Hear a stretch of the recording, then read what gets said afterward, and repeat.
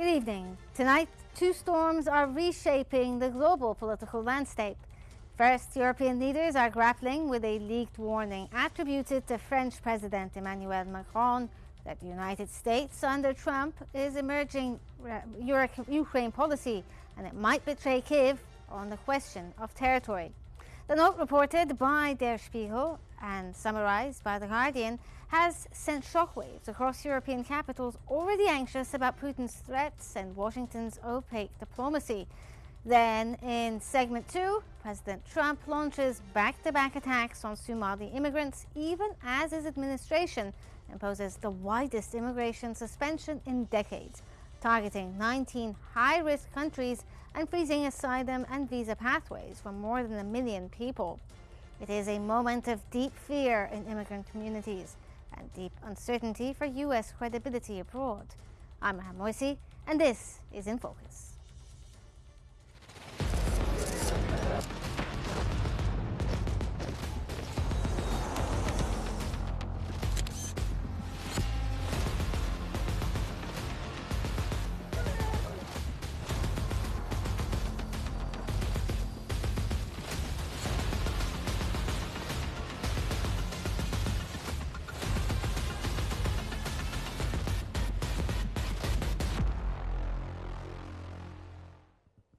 The Guardian reports that in a private call between European leaders, Macron warned that there is a chance the U.S. will betray Ukraine on territory, a stunning suggestion that Washington may pressure Kyiv into concessions without offering firm security guarantees. According to the leaked note, German Chancellor Friedrich Merz urged Zelensky to be very careful, while Finland's Alexander Stubb warned Europe must not leave the Ukrainian president alone with these guys, a reference widely interpreted as Trump's envoy, particularly Steve Witkoff's high-profile Moscow mission. Even NATO chief Mark Rutte reportedly agreed Kyiv needed protection in these talks. If accurate, the leak reveals a Europe now openly worried about American reliability, Trump's opaque diplomacy, and Putin's increasingly aggressive posture, including his claim that he is ready for war with Europe if provoked. This is happening as key EU leaders rush into crisis talks on frozen Russian assets, war financing, and Europe's own deterrence strategy.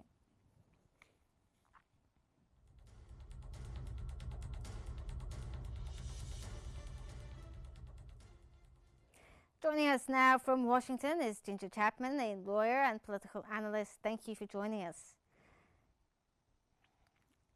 Ginger, let's start off by asking, with the heart of the leak, if Macron truly believes that the U.S. might actually betray Ukraine when it comes to territorial concessions, what does this actually tell us about the state of U.S.-European trust and relations under Trump's foreign policy? Well, first, thank you, Reham, for having me today, and greetings to your viewers. And what we are seeing is the breakdown of the final stages of the Ukraine war. We know that for the Ukrainians, they're soldiers, their army is collapsing along the front lines, and Europe has a vested interest in keeping the war going, and they see that President Trump is trying to pull out of the war. Trump wants to extricate himself, and this is against a backdrop of Vladimir Putin is in India for a visit, and Trump is afraid that Putin and India are going to engage in economic arrangements and security guarantees that are going to neutralize President Trump's attempts to control global energy flows and President Trump's attempts to sanction countries in order to get them to do America's will. So, for example, we just got India to agree to not buy Russian oil, or India said they would cut back on purchases of Russian oil. And now Putin is in India having discussions with Modi. So, to get back to Europe, France, Macron, they want to keep the war going, and they do know that Zelensky is he's under threat, but he's under threat from his own nationalist radical faction, essentially the Azov battalion the members that Putin refers to as Nazis. So they have actually threatened Zelensky's life if he negotiates any progress towards a peace agreement, especially if he gives up territorial concessions. And the territorial concessions are of the utmost importance to Ukraine because the territory they're losing to Russia is the territory that has their mines, Yes, the natural oil, the resources. farmland. Exactly. So Russia's gaining control of the natural resources. This could also leave Ukraine landlocked if Russia takes Odessa because of the Ukraine attacks on the Russian so-called shadow fleet, the Russian tankers delivering oil. We saw that Ukraine blew up 2 of their tankers. So Ukraine is getting more desperate. They are Yes. increasing their non-battlefield. France and Europe are getting more desperate. They are planning for this war to progress at least till 2030 for several reasons. One, their populations are angry. They want to get rid of these leaders. Their economies are becoming more fragile. We see that Germany is deindustrializing. England's economy is in terrible shape. So Europe is getting more desperate. And it appears they are issuing these warnings that Zelensky is in danger as a way to stir the pot and as a way to direct anger towards Trump and towards America. So this is a tactic, in your opinion, basically, by European partners to prolong the war. And if so, what does this say about the leaks that have emerged? I mean, this comes in the heels of other leaks that emerged when it comes to Trump's envoy, Witkoff, speaking informally with the Kremlin. How does this leak play out, I suppose? Is this intentional by, for instance, maybe the Trump administration to somehow embarrass the Europeans, pressure them, or even push the agenda of, this is going to happen, a peace deal has to happen? It does not appear that President Trump has that much control. We know he's been trying to keep the discussions with Ukraine and with Putin, with Steve Witkoff and Kushner. He's been trying to keep those under lock and key, no leaks, keep them secret because Trump is afraid that the European Union and NATO will actually interfere with the peace process to keep the war going. So, and this is all coming against a backdrop of Trump and his Secretary of Defense, they like to say Secretary of War, which is very bad branding right now. But Trump and Pete Hegseth are under fire in the American media, and they're under fire from Congress because of the ongoing boat strikes off the coast of Venezuela. This is turning out to be a very big issue, especially for Hegseth. It appears that even our own Congress may be willing to entertain the thought that we have engaged in war crimes by striking and killing survivors of the boat strikes. So this is becoming a big issue for Trump, and Trump is losing control of his war efforts. So he needs a win, We're basically. Yes, exactly. We're overextended as far as we're overextended in Ukraine, we're overextended in Venezuela, and Trump does not appear to have a very good control of events right now. This is evidenced by his trying to keep a lock on any information. So this leak did not come from Trump, it came from the European Union. So do you think that this leak is to the benefit of the Europeans? Well, this leak may not benefit anyone. The goal of the leak is to create chaos, to create fear, and to create uncertainty. And in this chaos, then there can be more finger pointing. And of course, what the European Union would like is for Trump to offer security guarantees. The purpose of this leak is for Trump to reassure Zelensky and the EU that he has Zelensky's back. He will protect Zelensky, and they want America to provide robust security guarantees to Ukraine. However, the purpose of these security guarantees is only to draw the United States into a future conflict with Yes. Russia. So the United States does not want the security guarantees. So, I mean, as you said there, the Europeans may possibly have leaked this information to create some sort of chaos, but also the European leaders who have traditionally been aligned with Washington have said, as you said, Zelensky's life is basically in danger and must be protected. How does this unusual language affect NATO leaders speaking when it comes to the United States? Do you think this is, I suppose, a way to pressure the United States maybe to, up their budget when it comes to NATO, given that Trump pulled out significantly from NATO?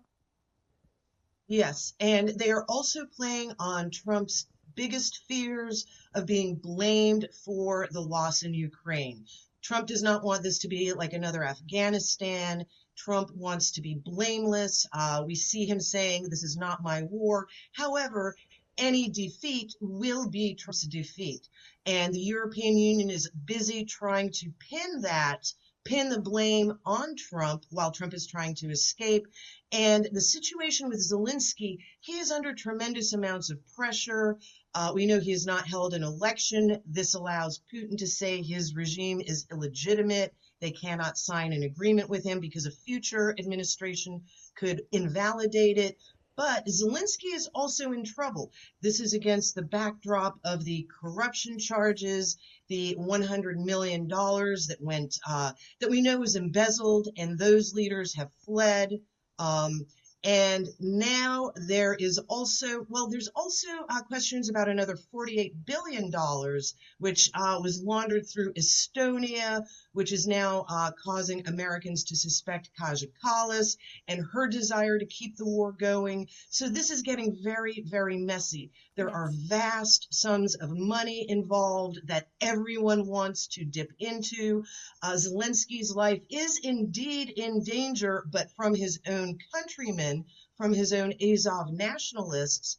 And as the defeat of the Ukraine appears closer, Europe is trying to salvage what they can. Yes. So this leak is it's meant or intended to create more chaos. And then if anything does happen to Zelensky, Europe can place the blame on America. Yes. However, it does appear that Zelensky's days are numbered, not from the threat of assassination, but from illegitimacy. And Zelensky may actually need to flee to Greece or one of these other countries for any further progress in the peace plan.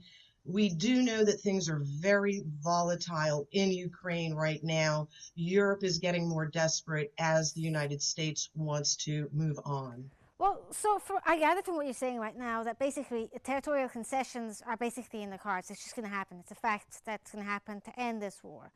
If this does happen, do you think that NATO's credibility and strategic calculations may be shuttered, I suppose, given the concessions that are going to happen? And should Poland be fearful, or even Baltic states, of possible, Russian invasions there as well, and maybe taking land and annexing it like they've done in Ukraine?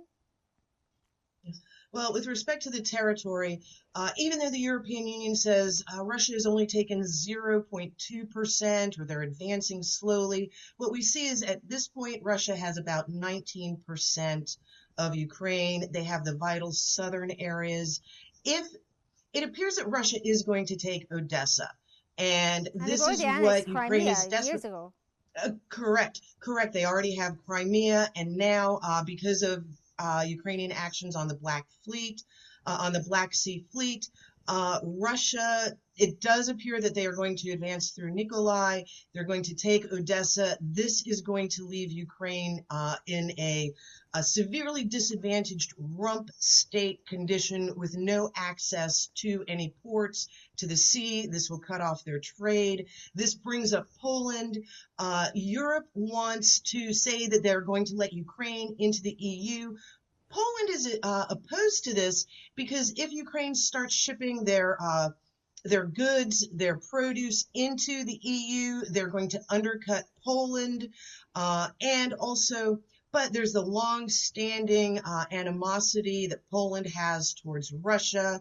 The Baltic states, they are somewhat negligible. They're in a very strategic location, but politically, they do not have a great deal of power. So the Baltic states are somewhat of an afterthought.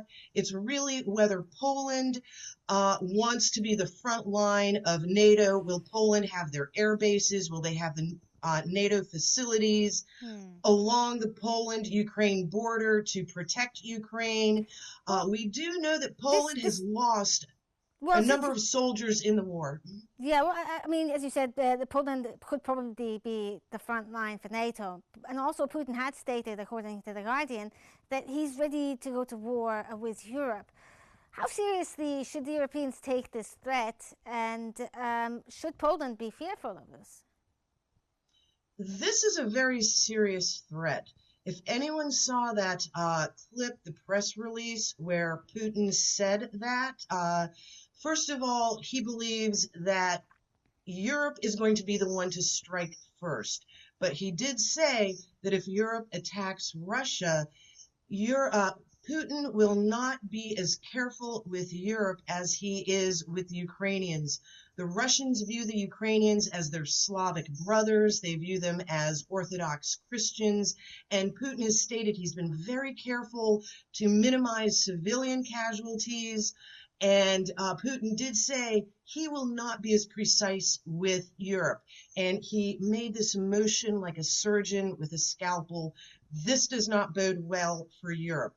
If Europe does attack Russia, or if there is a misunderstanding and this starts hostilities, then it appears that Putin will strike Europe very vigorously and very decisively to bring a complete stop to any hostilities before another war gets underway. So Europe is treading on very precarious ground with their, I don't want to say threats. These are not as far as threats. They may be veiled suggestions, veiled threats. They may just be an indication of what Europe is thinking, but this is very dangerous ground because Putin will not play with Europe. He will strike them decisively to preempt any war before it starts.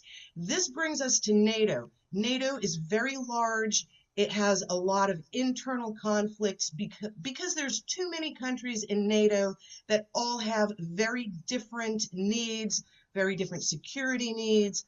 They are of varying distances from Russia. So we see Poland, Finland, they're a little more alarmed. However, countries such as Spain, Italy, they do not believe there's as much a threat to them. So any attack against Russia also has the added danger of fracturing NATO. So NATO's viability itself could be at risk if they do attack Russia, and Putin has indicated he will not play around with Europe. So this is very serious.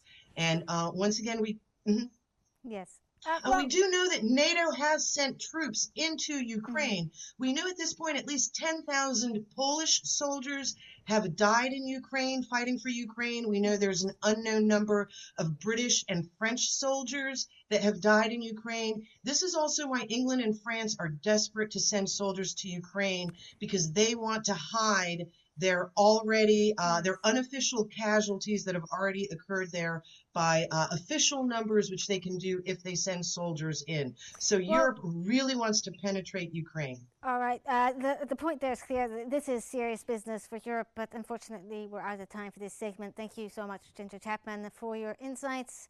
And now to the United States, where the immigration landscape is being redrawn in real time. President Trump has launched 2 consecutive days of attacks on Somali immigrants, calling them garbage, and singling out Congresswoman Ilhan Omar, even as his administration begins the most sweeping immigration suspension in years. NPR reports that the tirades began after a question by a Minnesota fraud case, but quickly escalated into a broad denunciation of the country's largest Somali community. Local mayors in Minneapolis and St. Paul have pushed back, warning that targeted enforcement is already creating fear and instability. At the same time, Foreign policy reveals that the administration has frozen all immigration requests from 19 high-risk countries, paused asylum processing nationwide, and ordered a re-examination of green card holders from those states. Nearly 1.5 million asylum applicants, had tens of thousands of African and Middle Eastern immigrants could be affected. This follows the Washington shooting involving an Afghan national, despite investigators confirming he passed multiple layers of security vetting. Critics say the new measures are rooted in political messaging rather than policy evidence.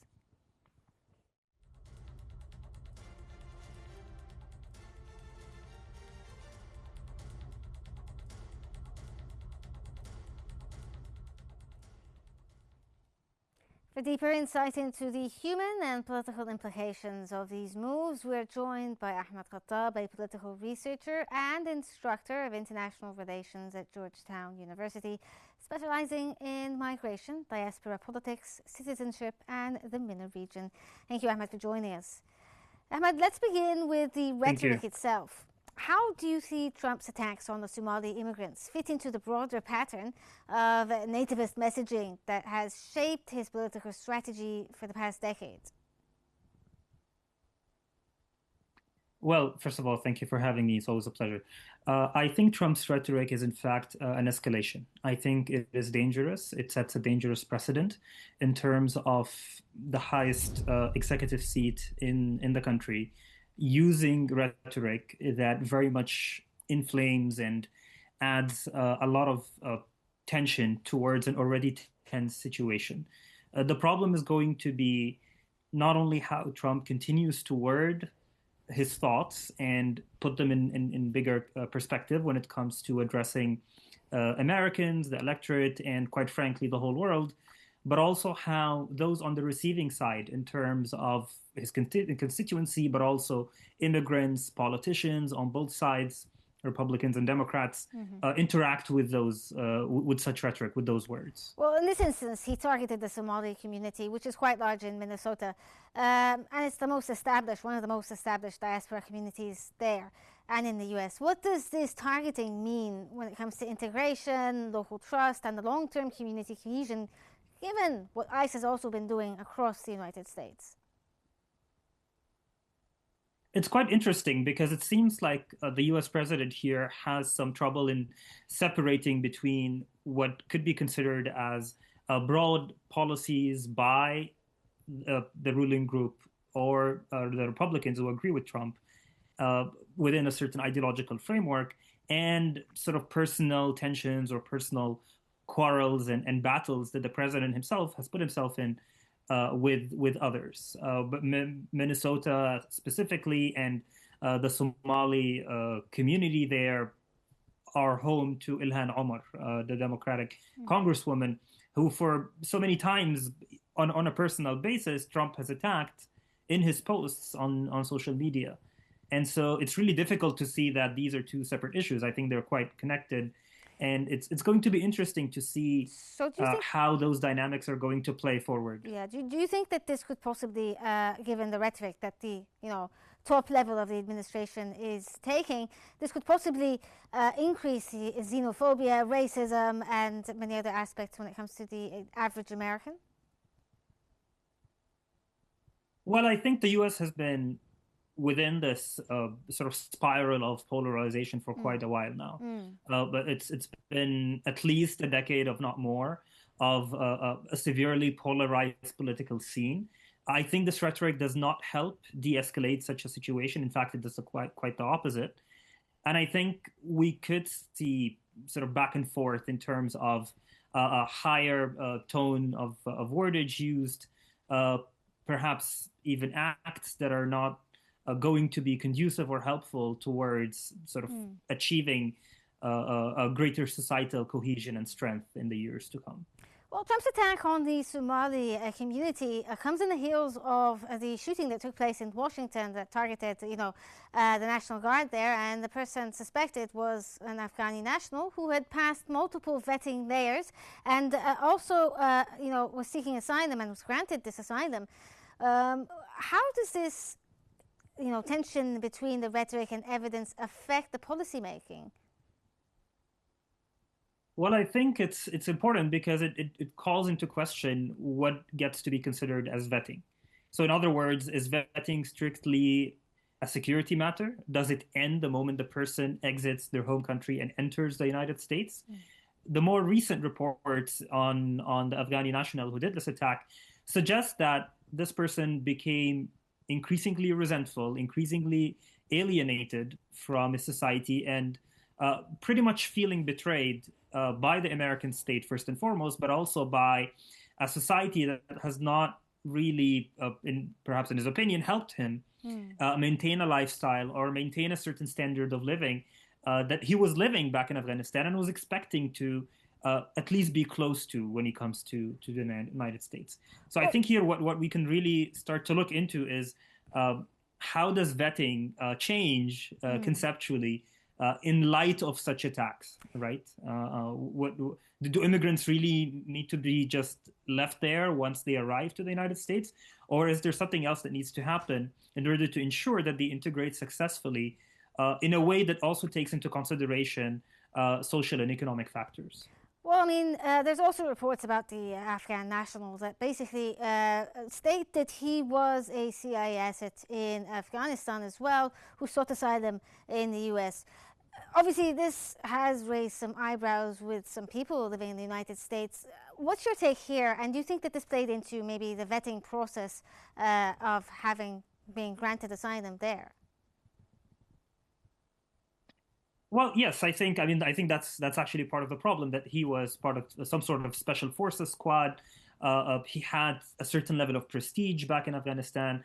He has a family, and he probably considered himself lucky to be able to escape or leave Afghanistan in 2021, right? I think the problem here continues to be that this specific individual and others like him face this problem, that once they arrive to the United States, they have a certain expectation in mind which falls flat. They do not find what they expect. They perhaps do not find enough support and help from the US government.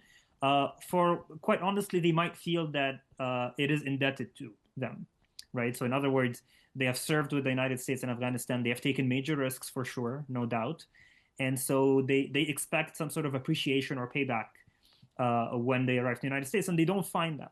And I think that creates this resentment spiral, in addition to, of course, factors that could be within the United States itself. The United States might be much more focused on the vetting process for those who are considered outsiders, non-citizens, those who wish to seek asylum or get a green card.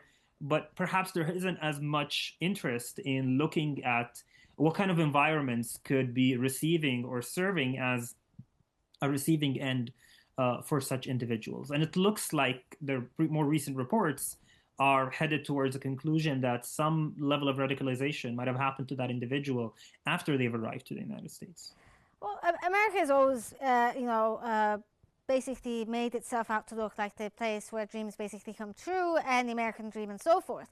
But given the recent policies, it may deter people from immigrating into the US. What do you think are the consequences when it comes to America's reputation if they continue to target migrants, whether they go in there legally or not, since now they're revoking, visas from people who the president chose to target, single out, like the Somalis?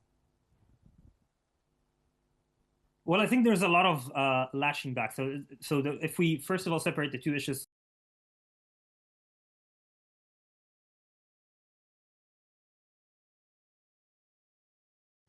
in my own opinion, I personally feel that Trump feels attacked as the US president on a personal level in terms of what he promised his constituency, the level of security and the level of strength and image that he tried to create of a strong United States. I feel like this attack for him was slightly humiliating to some extent.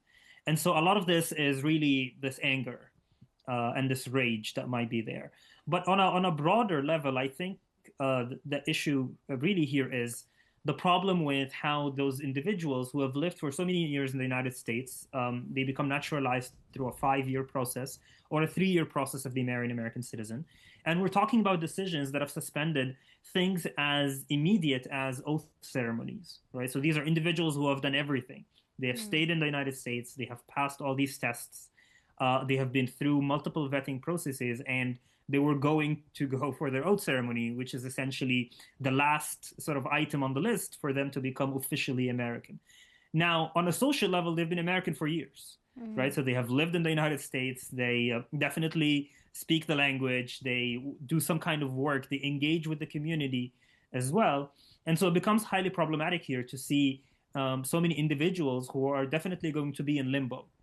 Yes. Or going to be in a situation that is very difficult. Yeah.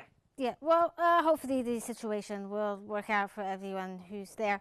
But we're out of time, so thank you, Ahmed Khattab, for joining us and for your analysis and insights here. Tonight, we saw a Europe anxious about American reliability and an America increasingly shaped by hardline politics at home. Both conversations led to the same question: who gets protected and who gets abandoned when political strategy overtakes principle? I'm Morsi, and this was In Focus. Good night.